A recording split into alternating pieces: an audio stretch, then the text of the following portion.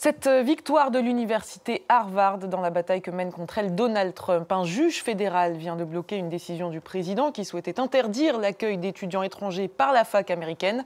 L'école avait attaqué cette décision en justice devant la cour de district du Massachusetts. On en parle avec Tristan Cabello, historien et spécialiste des États-Unis. Bonjour. Est-ce que cette décision de justice, elle est Bonjour. définitive ou est-ce que Donald Trump peut encore trouver un moyen pour bloquer l'accueil d'étudiants étrangers par Harvard ?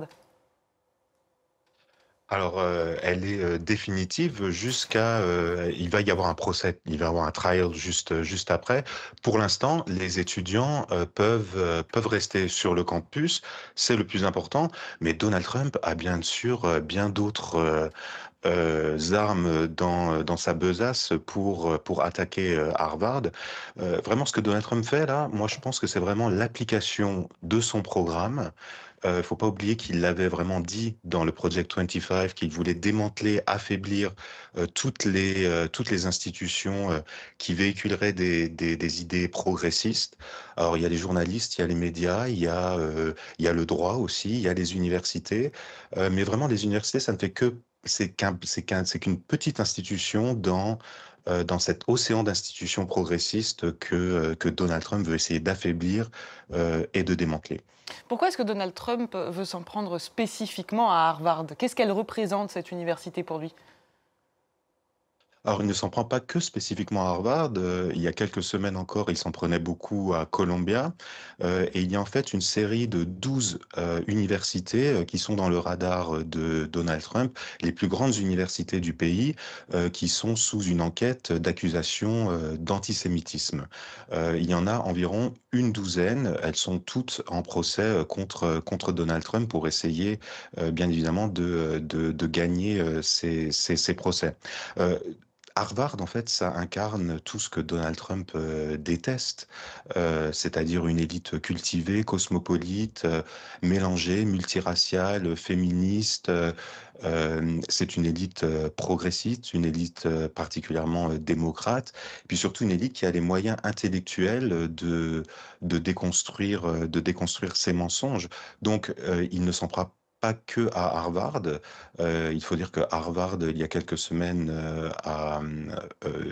a essayé de rétorquer à Donald Trump et s'en est pris à Donald Trump, a essayé de stopper ses attaques.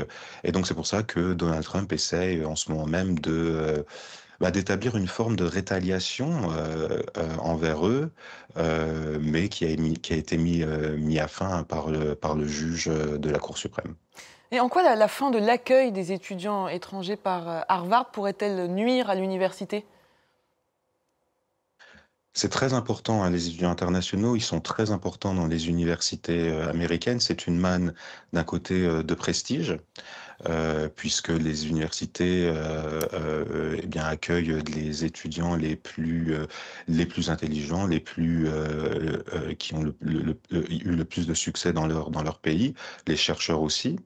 Et puis surtout, c'est une manne financière. Il faut savoir que les étudiants étrangers, les étudiants internationaux aux États-Unis, payent les frais d'inscription au prix fort. Ils n'ont pas toute une série de réductions que pourraient avoir les étudiants américains ou les étudiants qui feraient partie de l'État où est localisée l'université. Donc, ils n'ont pas accès à ces discounts, à ces réductions, et donc ils payent à ces facultés, à ces universités, le prix fort. Et je vous rappelle que c'est des prix qui peuvent aller jusqu'à 70 000 dollars par année et qui donc font partie intégrante du budget.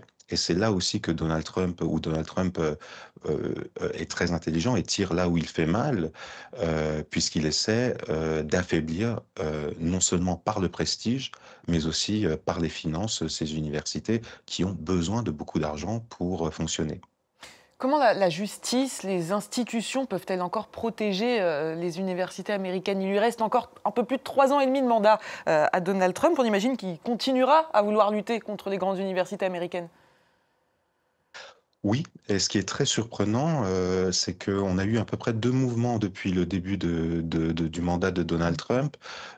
Au début, on a vu que ces universités se pliaient à ces demandes. On l'a vu particulièrement avec Columbia, qui a mis certains départements sous tutelle, qui a aussi eh bien viré quelques-uns de ses étudiants, de ses professeurs que Donald Trump n'aimait pas. Ce que Harvard a fait, là, c'est vraiment de donner une nouvelle impulsion, puisque Harvard, elle, fait face. Elle a dit non à toutes les requêtes. Donc il y a eu des rétaliations, bien sûr, de Donald Trump, mais elle se bat. Et moi, c'est ce que je vois dans ces universités en ce moment, c'est que on n'est plus du tout dans un mouvement de soumission à Donald Trump, on est plutôt dans un mouvement de rébellion. Harvard a donné cette impulsion et ça s'étend vraiment dans beaucoup, beaucoup d'universités dans le pays qui veulent vraiment se battre pour préserver leurs droits, puis tout simplement la liberté académique et le fait qu'elles puissent produire les recherches qu'elles décident de produire.